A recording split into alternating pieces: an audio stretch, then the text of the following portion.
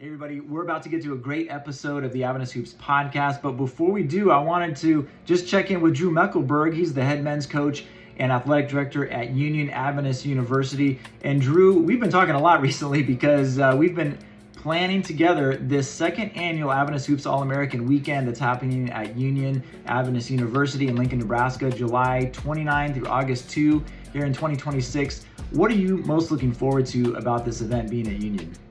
Dustin, we are really looking forward to having everybody on our campus. We love the community that we've grown. We love the camaraderie, getting to interact with other coaches from the Adventist realm, as well as players. Seeing the best players from the country on our campus is something we're really looking forward to.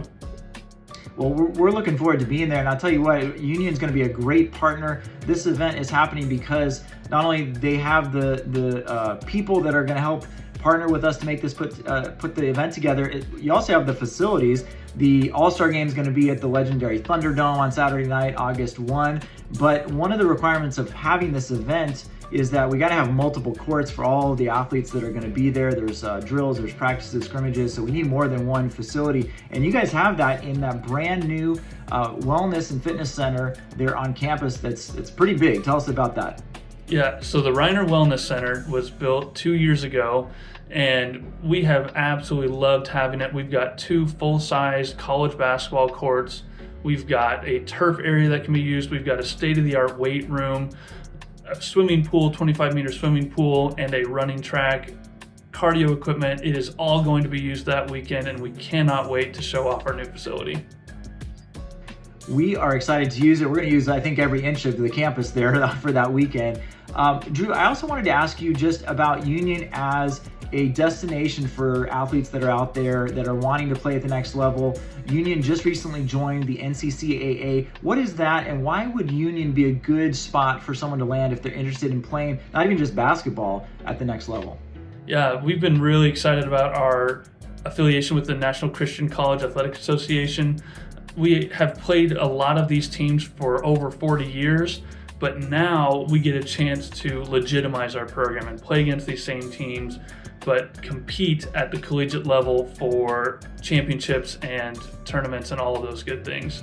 And so we offer men's soccer, women's volleyball, men's and women's basketball at the NCCAA level.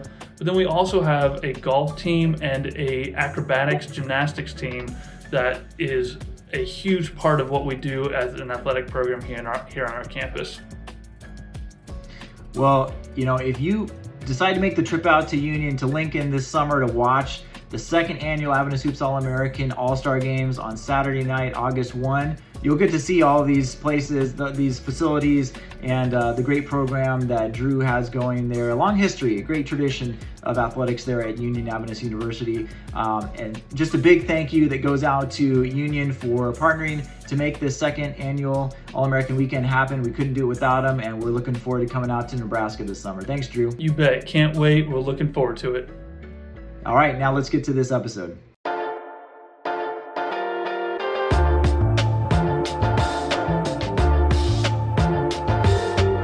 Hey everybody, welcome to the Adventist Hoops podcast. I'm Dustin Com, and I want to introduce you to somebody new to the podcast who I hope can be kind of a regular fixture on the podcast and help as we have conversations with people throughout Adventist basketball. His name is Josh Boyko. Josh, how are you doing? Welcome to the Adventist Hoops podcast.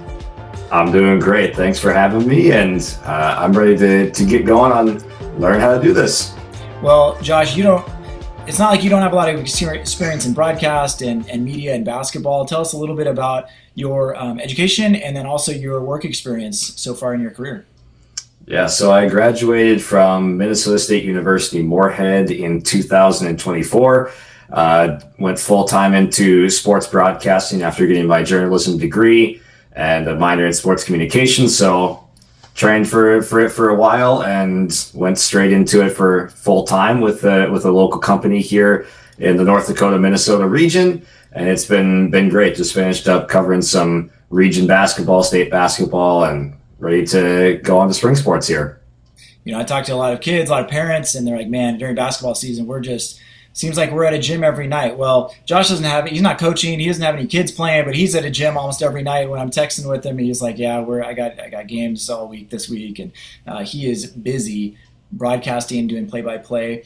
I had reached out to him last year for the first Adventist Hoops All-American event in Southern California, and unfortunately he wasn't able to come out, but he is really wanted to stay involved with Adventist Hoops, and he's been doing some writing. If you go to AdventistHoops.com on our blog, he's got several pieces up there featuring profiles of different players and programs across Adventist basketball, and so really appreciated him being involved in that way, and now he's joining us on the podcast. So Josh, we're really glad that you're with us, and you and I together are going to welcome on our main guest, which is the head women's coach at Walla Walla University, Makana Stone.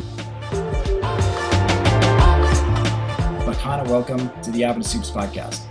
Hey, thanks a lot, Dustin. Glad to be here. We're so glad you're here, Makana, and we're very excited to have you as the newest Adventist college coach out there. We're excited to learn a little bit about you and what you've brought to Walla Walla University. You've just finished your first season for the Wolves up there in College Place, Washington. And before we get to what your vision for the program and how things went this last season, just wanted to get to know you a little bit personally. Who you are, where you're from. So tell us a little bit about you and your upbringing, where you're from, and your basketball journey, if you don't mind. Yeah, awesome. So I was born and raised on Whidbey Island in a tiny community called Coupeville. Graduating class was like 86, so you kind of know everybody in a small town like that, small school like that. And is this like near Seattle, like across the Sound? Yes, so about like an hour north of Seattle. You got to jump on the ferry out of Mukilteo. It's nice and quiet. I had some friends, who were ready to get off the rock, get off the island and see a little bit more of the world. But I loved growing up out there, really a nature girl. And so, we'd be out there on the boat, crabbing, wakeboarding, all the outdoor things. So it was just kind of perfect for who I am and what I love to do. And my whole family's out there. So both sets of grandparents live up there. And it was, just a really, humble roots and really close community, and I loved. When you're wakeboarding on a Sound, I mean that's ocean. You're not like worried about orca whales or any predators out there on the water? I guess in the Cove it was really more like inner tubing. Yeah, okay. Wakeboarding's more like inland and stuff, but we're also doing like skimboarding, I guess, stuff like that. That's really shallow water, so. Yeah. No, I've never really been worried about orcas. I find them very fascinating. So as close as I can get to them, I will. Yeah. Awesome. No, anyway, so just had to find out if that was a part of the equation. Sorry to interrupt. No, it's a great question. I love the nature scene out there. Close with family. It made it a little bit difficult for basketball living out on the island in Coupeville. Very central Whidbey. Trying to find like an AAU team growing up, you really got to commit to a team, and you're traveling like an hour and a half to 2 hours just for 2 or 3 practices a week at that point. And so I'm, very grateful for everything that my parents did to pour into my basketball career, because otherwise I don't really think I would have got where I got. And so, just really, really awesome start to basketball over there. My senior year of high school, I was a 3-sport athlete, so I played soccer, ran track, and played ball, and I love basketball. I loved the team aspect of it, and I couldn't really give that up. So when I decided to go to college, again, the community was huge for me. Finding the right fit was huge for me. So, I had a D1 offer, and some other D3s, D2s out on the east side, out in Boston, but I found myself over at Whitman College.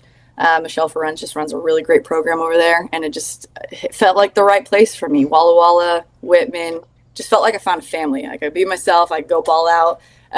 They had a really good academic program, so that really spoke to me as well. Just really was like this holistic athletic experience, and that's what I was really looking for, which we can come back to this later, but is another reason why I've just really loved being at Walla Walla U for this first year as well.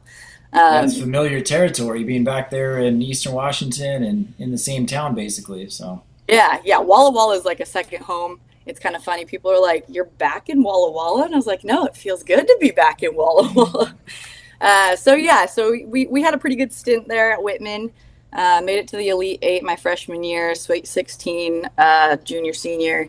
And it was, And that is Division III? D3, yeah. Yep.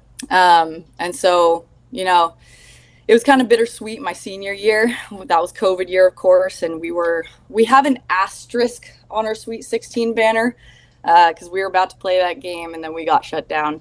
And that was brutal because we were on our way to get a ship. That's, we were ready for it. That to me, the one of the biggest travesties of the COVID pandemic is all those seniors, whatever sport they were playing, that just didn't get to.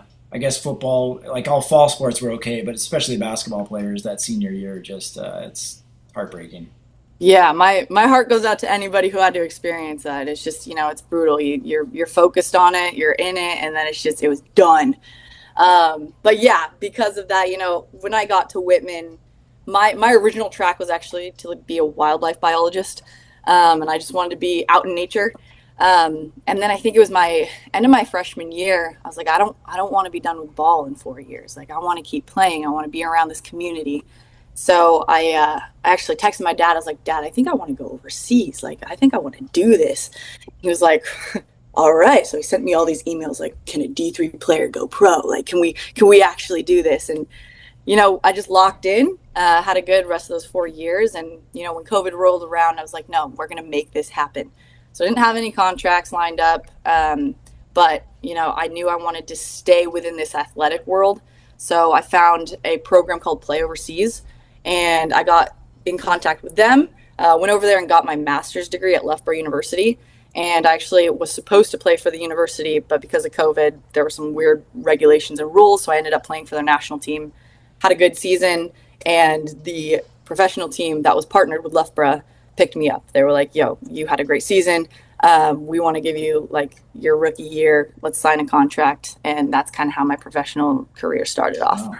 So when you say you played for the national team, are there different levels of that university's team, or like who did you play for when you say national team? Yeah. So basically in England, there's a lot of tiers. So it's called the Super Basketball League now, Super British Basketball League now. But at the point when I was there, so you had the Bucks League, which is the British universities and colleges, and then you had NBL, and then you had the WBBL. So the WBBL was the women's professional, the NBL was kind of the national level, and then Bucks was kind of like university level. Okay. And I was supposed to start in Bucks, but they moved me up to NBL because Bucks got canceled. And with the NBL, like, you're only allowed to have one import player, and I was that player. So that was kind of the kickstart. That's how that tier worked for me. I'm bummed that you didn't get to play for the university, because as Americans, we don't hear much about overseas university basketball. It's usually clubs, and going all the way up to national teams or semi-professional clubs, or professional clubs. So I was curious, like, what the college basketball scene is like in England, but I guess you kind of didn't get to see it either, just because of COVID. But yeah. I mean, I didn't get to really live within that particular system in that league, but the way that it was kind of set up at Loughborough was one of the top sports science schools, so their gym was world class. Like, we were in there with professional boxers and like rugby players, and I stepped in that gym and I was like, oh man, I'm small potatoes. Like, let's go. You're just around people who are athletes and like getting after it. But I think even then, with how it's set up, because there's a partnership with the professional team, the university, and like there's 3 teams who basically like you practice together, and there's some merging in between the 3. And so while I didn't get the same weekend games out of the Bucks League, I was able to play with some of the similar players. Yeah. Well, what was it like playing professional basketball? Was it surreal? Did you have to? Was it a big adjustment for the level of play, or how was the transition for you? Yeah, it definitely was surreal. I feel like when I signed my first contract, I was like, holy cow, I did it. Like, this was a goal like 4 years ago. And and it did feel surreal. And you step into stadiums, and the team that I played for, the Leicester Riders, we were kind of mid-pack at the point that I signed on. But the London Lions, like they were a legit team. They signed some WNBA players like 2 years after I left. And like playing in those types of stadiums, it's unreal. You're like, wow, okay, when we didn't sell out by any means, but still being in that environment, playing on those courts, it was really like, wow, I'm just very grateful for this opportunity. And I'd say, yeah, it's a little bit different. Euroball is a little bit different than American ball. And I really enjoyed their system. I like how they focused their offense, moving it within a more fluid offense. I think I see sometimes, at least when I first got there, it was kind of a shock to start. There was like a culture shock being in England, but also maybe a little bit of a basketball shock as well. But that first year was also kind of up and down. The coach that we had at that point, he had to leave like halfway through season. So then we got another coach, and there was just quite a few adjustments as well. But you're playing against a caliber of athletes that kind of range from like D3 to D1. And you get really, at least in England, a lot of buy-in of people wanting to hoop, which is a little bit different when you go to some other countries with smaller clubs. It's not the same experience. You're kind of playing semi-pro, so they bring in like 1 to 3 Americans, and the rest of them are like people who have jobs and lives outside of it. And the commitment level in some of the other countries I played in was a little lower, but still, like, I look back on that experience and I'm not bitter in any way. It was an amazing experience, cultural exchanges, and yeah, still fun, just ball and get paid for it. What was the physicality level like? And I feel like in England, pretty similar to college ball in the States. Okay. A little less so once I got over to Norway and the Netherlands. But at that point, I was dealing with some of my own personal injuries, so I was kind of okay with taking a step back in the physicality level. As much as that's my game, I'm a very physical player. I kind of started going more from like a power forward, more of like a 4-5 to like a 3. Yeah.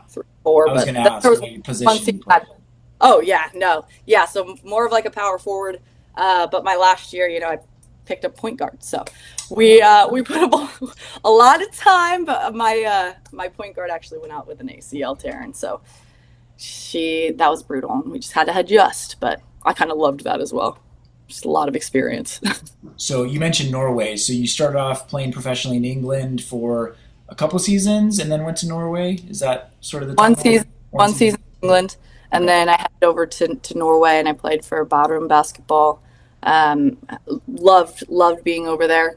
And while I had a strong pull to stay in one place and to build with a club. I did a lot of coaching with the youth communities out there, and I would want to stay and work with them and like take these through the club. Up. Yeah. So we've got like tiers. Even within clubs where you've got like U16 all the way down to like U6, and I was kind of working with all those ages, and I loved it, and I'm doing a lot of skill development, and so it was hard for me because I wanted to use basketball, to get to a higher level for my own career, but the sentimental side of me and the building side of me wanted to stay and try to help develop their club. And in a lot of my roles overseas, I was kind of like a youth development coordinator. I was a personal trainer. I was, coming in as an assistant coach or a head coach. So it was hard for me to actually follow through with my own goal of wanting to see the world, to travel, play ball, and then also just stay and build. And so that was, a little bit of a tear. So you end up playing there in Norway, averaging 20 and 10, by the way, it looks like from your bio. So putting up some numbers there, and then you end up coming back to the U.S., are still coaching youth basketball, and then you get by the way, I was coaching middle school basketball for the last 4 years with my son's team. I love that. I never coached it before, but it was actually a lot of fun coaching at that level. They're just so open to being molded and really earnest in trying to grow. And yeah.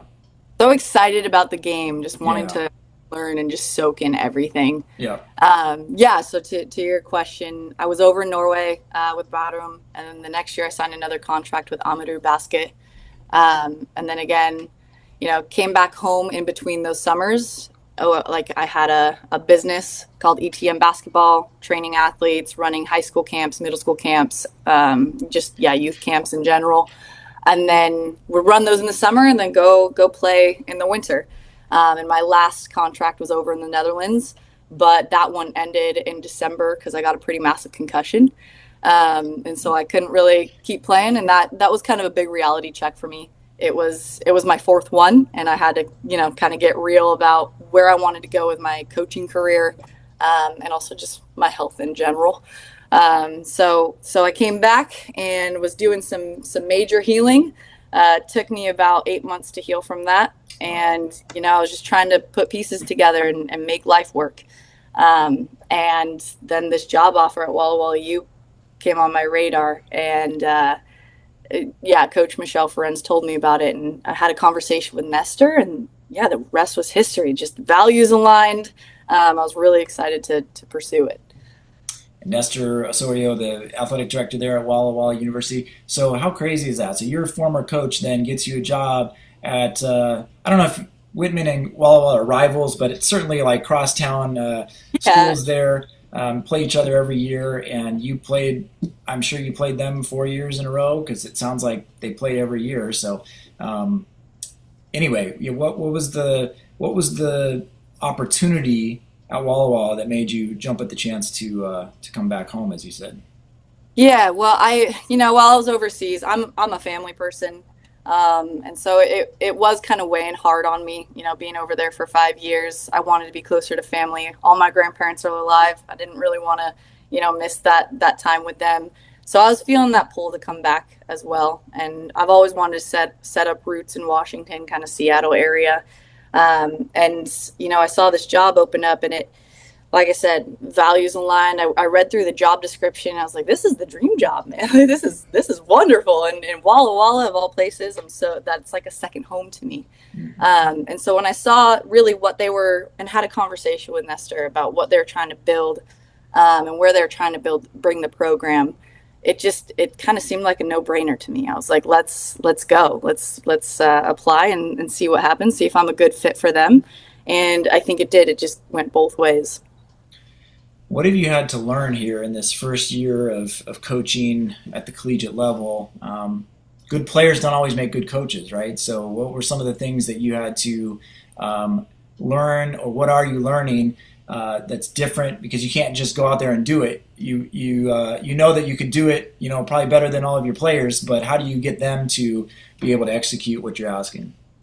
Right. Yeah. There's definitely a little bit of a gap there going from player to coach. I think, even though I've been coaching for about 12, 13 years, I think everywhere I go, I always make it a point to ask the coach I'm playing for, or coaches I'm working with, for a little bit of advice. I think the best piece of advice I've ever got is don't get too high and don't get too low. Just try to find that middle ground. And, when working with athletes right now, I try to put myself in their shoes. When I was a freshman in college, I played at one speed, and it was fast. And, I learned how to develop that, but especially for my freshmen who come in, especially into the Cascade Conference, it's a big jump up from high school. So, having some grace for them, and also just kind of mentoring them through that process of taking that step up, because it is a step up. And I think it is challenging sometimes. You break things down, and you're like, oh yeah, no, we got it. And it looks good, and you're in a game, and it's coming together. And then like the next day it's just like gone. And so trying to just, put myself back in those shoes of being a young athlete. But I think my biggest thing is, just helping them realize their own potential. It's not about me. It's never been about me, especially as I step up into this coaching position. It's about it's about them. As much as this is an athletic journey, it's about their personal journey as well. And so really keeping a focus on that. and bringing it back to that when we get into skill development, when we get into practices, holding them accountable, but letting them know, like, yeah, we're here for your whole spectrum of development. Yeah. Yeah. Question, if I may here, with just coming over to Walla Walla and entering in as the coach there, what are some characteristics that you're maybe trying to instill in players, both just character wise and then on court skills as well? Yeah. I mean, number one for me is always effort, always hustle. I think, like, especially going into recruiting, I just don't even want to recruit players who don't bring that right off the bat. It can be taught, you can work on it, but we're looking for those players. And I think that's one thing that we really value is just effort and focus and intention. But I'm also looking for accountability. I'm looking for building that kind of muscle and that leadership we really focused on culture this year. So accountability, coming into practice, like getting your shots up outside of practice so we can dial in and get in and get our work done. You came over from playing D3 to coaching in NAIA school. What has your experience been like as far as the level of competition at the NAIA level? Were you surprised? What did you think coming in, and what was your experience? Yeah, I was a bit familiar with the NAIA, and especially with the Cascade Conference back when I was playing. We saw Angie's team quite a few times over there at Eastern Oregon, and we would always battle with them. She always had she's had a great program. She's been there for a while. So I understood the caliber that I was getting myself into. And at the point when I was playing, there were still divisions in NAIA, and then they that went away in between playing and coaching. But I was prepared for what I was getting into, and I'm excited about where we can take Walla Walla within our Cascade Conference. This sky is endless here. I just asked because a lot of our Adventist high schoolers don't maybe know much about different levels of play at the college level, and sometimes they think, NAIA is not it's not a desirable place to play. But what would you say to that, having played against NAIA schools and now coaching at one? Yeah, I think the thing about NAIA is that they're really balanced regulations. I feel like they take care of their athletes' experience, and so I think the overall experience should be highly coveted. And when you're talking about competition level, I think that the best NAIA teams could compete with some D1 teams, like NCAA D1 teams easily. So I think this idea that it's maybe not comparable, continuing the conversation to start debunking those, I want to say myths, because I don't think that they're particularly true. Yeah, and we've had some Adventist NAIA programs that have upset Division I schools in the past, on the men's side and the women's side. So it's not like it can't happen even amongst our own schools. And I played NAIA basketball at Pacific Union College in California, so I know personally that it's very competitive. And however, I must say that especially right now, the Cascade Conference is it's got to be one of the toughest conferences in the country. There's always at least I don't know how many like nationally ranked teams were there in the conference on the women's side this year. I think at one point we had 5 or 6. I'm thinking about it, looking back at it, but yeah, we are competing at the national level. Like our top half of our league, of our conference, we're balling right now. We just had a coaches meeting just a couple days ago, and we're looking at like how do we get that message across to incoming players, that we're not small potatoes. Like we're competing. Yeah, for sure. Well, you finished your first full season at Walla Walla. Talk a little bit about one of your star players, J-Lo Bello. She broke the Walla Walla single season scoring record there. What would you say about her? J-Lo is just a natural hooper. And I feel really blessed that I got the opportunity to coach her this year. I feel like she is a high caliber player. I think she could go play up if she wants to. And one thing about Jay is she comes out and she dials in. there's one thing, with our team is helping them find pregame rituals. Jay already had one. And I think that was one thing about working with her, is that she knows how to get in the zone, and she's kind of what you call a clutch player. Like, she just knows when to take the shot, when she needs to dish it, and when she needs to take it. And it's been a real blessing to be able to work with her and get into some skill development with her as well. She's got and she'll tell you as well, she's got a little thumb flick in her shot. And, she set a ton of records this season. I think I'm one of the coaches who thinks that if it ain't broke, you don't fix it. I'm with you. I know. But yeah, she's an exceptional player, and I think I've really enjoyed helping her step into being the leader that she was just naturally born to be. And because you watch her, she goes and knocks down some back-to-back threes, and then she goes and gets it on defense. And she's she's a natural hooper. Yeah, with your coaching and coming into that career right after the playing career so recently, how do you think that benefits you, just being in touch with the game of basketball, and how do you think you can apply what you've learned over there in the coaching areas? Yeah, definitely. I think coming off of playing five seasons overseas, I do have different methods of coaching, kind of fresh, in my head.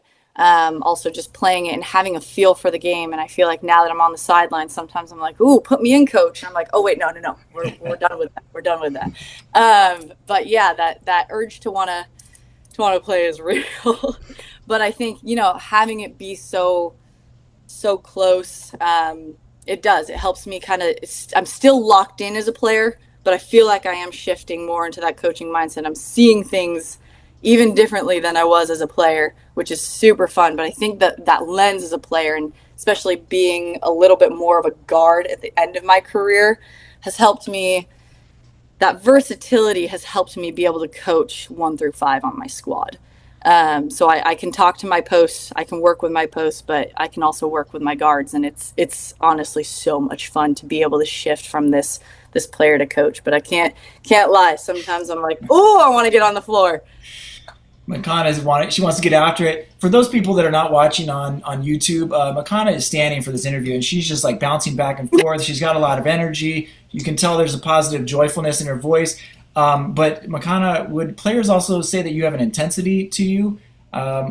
Is that something that is a part of your coaching style that you're developing? Or are you not? Yeah. Are you laid back? Definitely. I would say, when it comes to games, I'm a little bit laid back. I feel like in practices, I get a little bit more intense. I think my coaching style is that I like to get intense in practice. Practice should be harder than games. And when we get to the game, my athletes should be in the flow, right? Like, we take timeouts, we get together and we reconvene. We talk about what we might need to adjust. But when it comes to games, I don't like to be in their heads. They shouldn't be in their heads. Yeah. I shouldn't be in their head. I'm gonna check in with my point guard, at free throws and stuff like that. But the intensity comes from a little bit more in practice in terms of yelling or anything like that. Yeah. But I mean, my intensity and my energy definitely I carry it with me when we get an and one, when we get some bad calls. I gotta, I am a little bit more laid back. I also understand that refs have a hard job. I would never want to do it. So as much as I might not agree with calls, sometimes I'm like, hey, next play, but I'm still kind of reeling inside. Yeah, for sure. So you've been in Walla Walla now for a full year, maybe not even a full year. I don't know when you moved, but you may have been familiar with Seventh-day Adventist just because of playing Walla Walla as a college student. Maybe, oh, we're not playing this on Friday night or whatever. So I'm curious what you've learned about the Adventist community being in College Place there for a full season now. Yeah, no, I've really enjoyed it. I wasn't familiar with it before I took this job. And that was something I was really clear about when I interviewed. And it wasn't anything, I was actually quite excited about the opportunities that I think a Christian university brings, but specifically Seventh-day Adventist. And, I had never observed the Sabbath before I got here, but I love it. And I actually think it's a really it's a really healthy thing for my athletes as well. I mean, we have the 24-hour rule with the NAIA, but there's a different emphasis through Walla Walla University, where we're looking to connect with family, with God, with whatever your spirituality is, whatever your beliefs are. And I think that helps balance my athletes as well. They get to step away, and you just get to take a breath. And I think that is so important for any athlete at any level. So the fact that that's kind of already built in has been a really wonderful thing for me to see and to just jump 2 feet in. I wasn't very familiar with, not eating meat. So the dining halls not having meat, that was one thing I was like, oh, all right, okay, cool, adjustment. But I think I really value why Seventh-day Adventist is the way that it is, and the purpose behind some of the rituals and whatnot. Yeah. So it's been a really enjoyable adjustment for me, and it hasn't really even felt like an adjustment per se. It felt like my lifestyle was pretty similar as well. Nice. Yeah. Josh, I have one last question, so and I try to ask everybody the same question, but I'll leave that to the end. So any other questions you have, go for it. I was just taking note of going back to your positional changes, going from more of a post and then kind of going back down the scale, where a lot of players, they in high school, they hit the growth spurt, they go from guard to post, but you kind of did it backwards essentially like that. So how does that affect you? You said you're able to coach 1 through 5. How did that benefit you in a way? Yeah, no, I definitely did. Me as a person, I usually do things kind of backwards, I guess you can say. But yeah, that's never really deterred me. I feel like, I played 4-5, especially because that's what my teams early on needed me to do. Was recruited by D1 down in California, and they wanted me to be a point guard. To be honest, I was kind of a dumb kid at that point. I was like, wow, I'm doing good in the 4-5. Like, let's just run with this. And I started realizing that I actually really enjoyed the different aspects of basketball. And I was like, like my handles are kind of trash. Like, I really want to get good at this, And so I feel like just the passion for basketball kind of led for that weird transition in my own positional play. But now I think it helps me because I am just excited about each spot. And now I have this perspective where I can bring that joy, that energy, and the excitement about always learning about something new, and kind of instill that into my players and relate to them a little bit, as much as, I'm getting on them about, the move itself or something like that. I'm also kind of right there with them, like learning and like, oh yeah, like this move is nice. And so it makes it fun for me. It makes it fun for them. We're really engaged in the skill that we're doing or the position we're working on. And it's been a really cool lens for me to take into this coaching job. And then also, now that you've got a season under your belt, goals for year number 2, what would success look like in your eyes there? I mean, my basic fundamental foundational line for success is that I've got athletes who are healthy, who are enjoying their college experience, and that I've got a relationship with them so that I know what each one of them wants out of their college and out of their career, whether that's academically or athletically. And so going into this next season, we had 3 wins. We had 1 conference win. Obviously, I want to get those numbers up. We want to recruit. This year, we actually had a roster of 10. I'd like to have a few more numbers than that so that we are keeping healthy players. They're not putting in 40 minutes a night. We're avoiding injuries. But, getting my team to be able to feel comfortable with the game, have fun with the game, but also be able to read it. So in practices, really, focusing on how do I make this read? Where's my primary defender? Where's my secondary defender? And making that kind of aspect of basketball fun, the numbers are going to show themselves when we get into that way of playing and practicing every day. Yeah. You mentioned the speed of the game and how quickly things can be, and how fast you can tend to want to play when you make a style or like a level adjustment going from high school to college to professional. Has it slowed down for you at all as a coach, just being able to see it come from the bird's eye view, quote unquote? Has the game slowed down to help you gain more insight just seeing it in front of your eyes? Definitely. I mean, if we're talking about the evolution of my game and just how I could see it, as a high schooler, I didn't see anything. I had a terrible IQ, especially freshman, sophomore, terrible court vision. Not going to lie, like that is just every athlete who's out there but wants to get after it, you can see it. And I think as I continued to play, it did start slowing down almost every single year, which I'm thankful for, because I can look back and I'm like, oh, really? I was a spaz as a freshman in high school. And looking at it now, yeah, it's like I know what's going to happen before it happens. I can see where a player is gonna go, but then I already know like 2 steps ahead of what she's gonna do.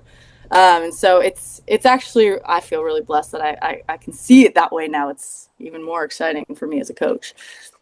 At first, you just saw ball in your hand and hoop in front of you, so I can respect that. Saw ball, hoop, open player. That's about it. There you go. Yeah, Dustin, take it home. You mentioned recruiting, and we should note that you got the job.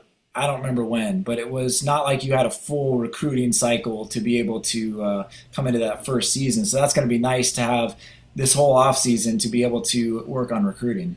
Man, I am so excited about it. So I got on campus the same week as my team when I took over, and that was kind of brutal. And, I was still recruiting early, into that fall preseason, just nothing landed. None of the students wanted to, commit, which is totally understandable. That's so late in the season. But I'm so excited for this recruiting season right now. I'm having a lot of fun with it. And it's going to be awesome, because I feel like we are looking for athletes who want to be at our university and are focused on all those values and also playing ball at a high level. And I'm really looking for athletes who want to be here. And it's been going pretty well. Good. Well, that's awesome. Well, we're excited to, it sounds like from what Nestor and Brandon Broom, the head men's coach at Walla Walla University, that you guys will be coming out to the All-American event happening Union Adventist University here this summer, 2026. So we're excited to have you there and be able to work with some of these kids, and hopefully, we can be able to connect good players to good programs and get our kids playing at our Adventist universities. So we're looking forward to that. You also, besides being the head women's coach, are also in charge of sponsorships. Sponsors, what's the title? Yeah, fundraising coordinator. Fundraising coordinator. So tell us a little bit about what that entails. And I had almost forgotten that we were talking about this before we started rolling here, and some of the hopes and dreams maybe that of how the program can grow financially and that help bring in better talent. Yeah. So as fundraising coordinator, I'm responsible for talking to different sponsors, getting different donations for our athletics program overall. Which has been really awesome. It's not just for the basketball program. So we kind of look long term, really, and look for people who want to invest in our core values and who we are. And so there's, this is my first year filling in this role, but I have some pretty big visions for it going forward. And yeah, it's we're coming up on our April golf tournament. So if anybody out there wants to come golfing in Walla Walla, we've got that going on here soon, April 25th. And yeah, it's just, connecting with the community. And I think that's one of the biggest things is that connection. Well, Makana, we're so happy that you've joined us on the podcast. We're glad that you're coaching at Walla Walla. Nothing but the best to you. And one question I try to ask everybody on this podcast to end is, what does basketball mean to you? I don't know if you've ever seen Ted Lasso, but a lot like, Danny, football is life. I think basketball is life. It teaches every aspect of, hard work, hustle, relationships, just balance. You know, if you play ball at all, like, yeah, you know, there's got to be balance in your life. You got to take care of your body, you got to take care of your mind, and it's really brought a lot of connection and community. I've met some of my best friends through basketball, and yeah, it's no better way to sum it up than that. Awesome. Well, thank you so much for joining us. Josh, thank you for joining us as well. And appreciate everybody listening. And we look forward to seeing Makana, hopefully, in Lincoln, Nebraska here this summer. Thanks so much, looking Makana. forward. Hey, thank you guys.